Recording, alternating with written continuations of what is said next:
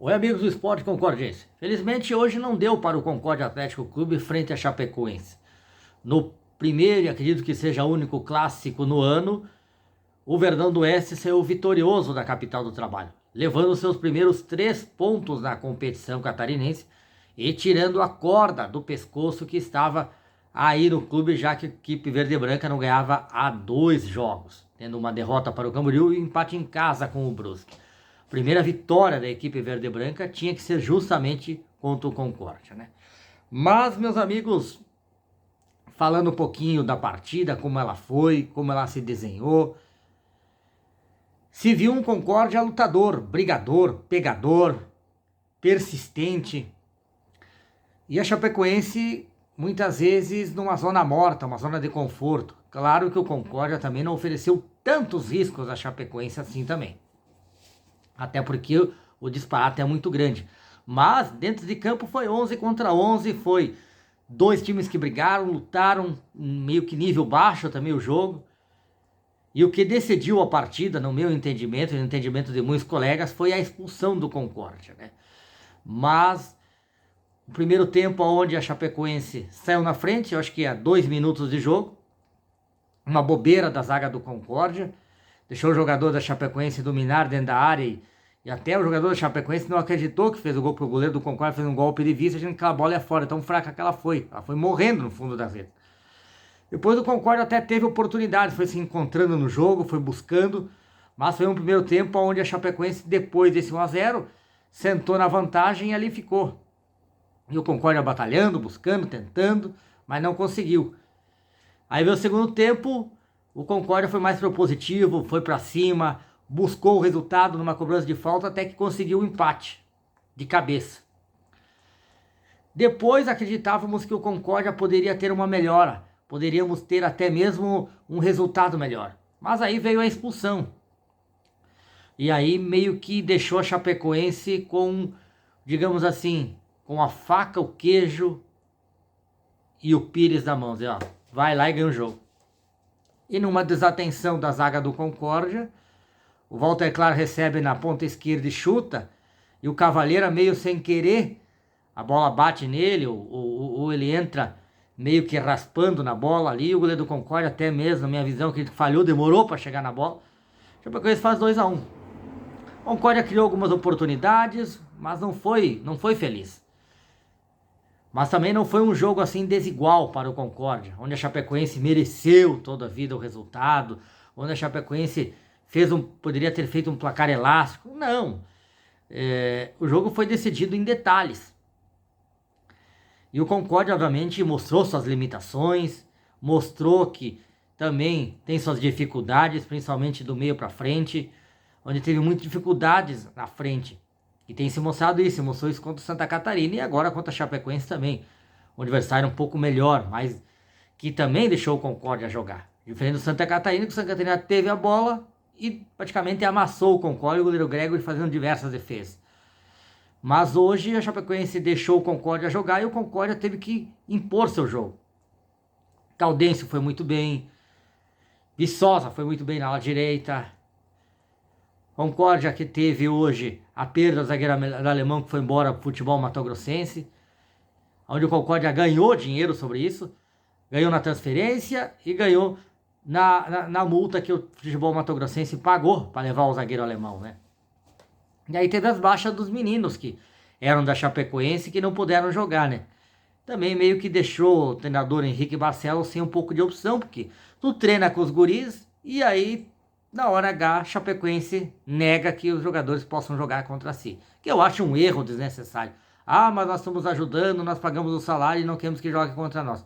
Até uma besteira, porque é o seguinte, o jogador está numa fase de experiência e está ali para mostrar serviço. E seria interessante vê-lo, como é que ele se comporta contra, por exemplo, contra nós, que somos nós o pagador. Então eu não vejo essa como uma forma assim de que, nossa, vai entrar ali e vai acabar com o jogo. Poderia acontecer isso, daria mais motivação para que os jogadores pudessem desenvolver seu futebol? Sim, daria. Até porque eles jogaram praticamente nenhum jogo, jogaram poucos minutos diante do Santa Catarina. E alguns amistosos também, Concórdia fez contra o Ipiranga e o Azures. treinador Henrique Barcelos do Concórdia olhou para o banco, mexeu, tentou, puxou daqui e dali, mas muitas alterações não deram efeito. Um time bem ajustado pelo Gilmar Dalpozo. Também não dá para nós tirarmos os méritos que foi feito várias tentativas. Concórdia tentou buscar o segundo gol, tentou buscar o empate, tentou, buscou, batalhou, mas também com um homem a menos e um time um pouco mais limitado, ficou difícil mesmo após o segundo gol. Lembrando que a Chapecoense tem uma folha tripla acima do Concórdia. E o Concórdia tem uma folha hoje em torno de 60 mil reais, um pouquinho para mais ou para menos, assim, de alguns jogadores, né? Mas claro que folha de pagamento não ganha jogo. O que ganha jogo é dentro de campo e a bola. O que os dois times hoje protagonizaram futebol, como eu falei, de baixo nível. Mas quem aproveitou as oportunidades saiu na frente e finalizou o resultado, que foi a Chapecoense. O jogo, se fosse avaliar bem, a fundo, o empate estava bem servido pelo futebol apresentado pelas duas equipes. Mas, como futebol não premia a justiça e sim premia aqueles que buscam, aqueles que têm eficiência, e foi o caso da equipe verde e branca hoje, e o Concórdia novamente esbarrou muitas vezes na falta de eficiência. Então tá aí o resultado, tá aí que ninguém queria. Mais de 1.400 pessoas pagaram o ingresso para ver esse jogo. Acredito eu que não é que saíram frustrados do Domingos Machado de Lima, mas saíram convincentes de que o Concórdia poderia dar um pouquinho mais. O treinador Henrique Barcelos, até no final da partida, em coletiva de imprensa, falou que quem não acredita não pode vestir a camisa do Concórdia, porque ali não tem vilão e não tem herói, e sim estão todos juntos agora. E o próximo jogo do Concórdia é um adversário dificílimo, uma viagem longa, segunda-feira à noite diante do Criciúma, adversário esse que disputa a Série B do Campeonato Brasileiro.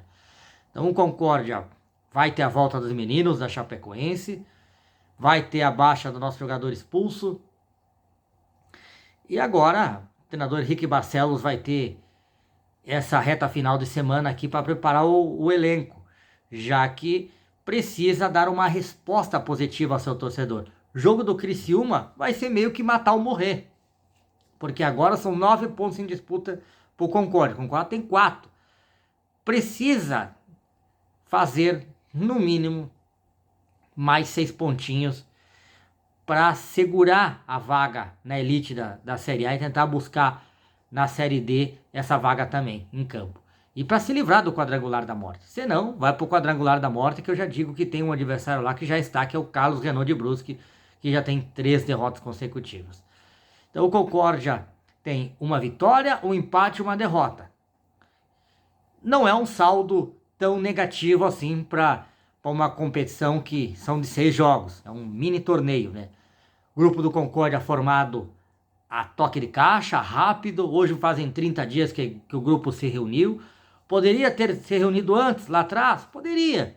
Mas a direção entendeu que não havia esse suporte financeiro e as garantias necessárias para que montasse o seu elenco.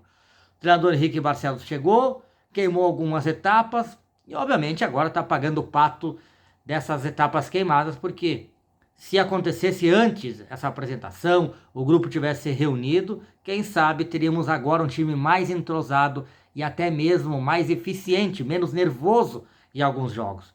Mas quis que fosse assim, com Concórdia sempre há as dificuldades, né? Sobre a SAF, eu vou dizer para vocês que tem novidades, a direção atual está passando o bastão, a direção nova que está assumindo aí já pagou um boleto de garantia de mais de 300 mil numa cooperativa de crédito e agora ficou mais 2 boletos para pagar para livrar aquela dívida que todo mundo sabe que não é mais de 1.800.000, sim de 1.100.000 que foi renegociado. Mas sobre isso eu vou falar em outro vídeo. Logo voltamos a conversar sobre também a apresentação dessa SAF, dessa gurizada que está chegando aí, para depois a gente reportar para vocês, tá bom? Felizmente, 2 para a Chape e 1 para o Concórdia. Finalizamos aqui.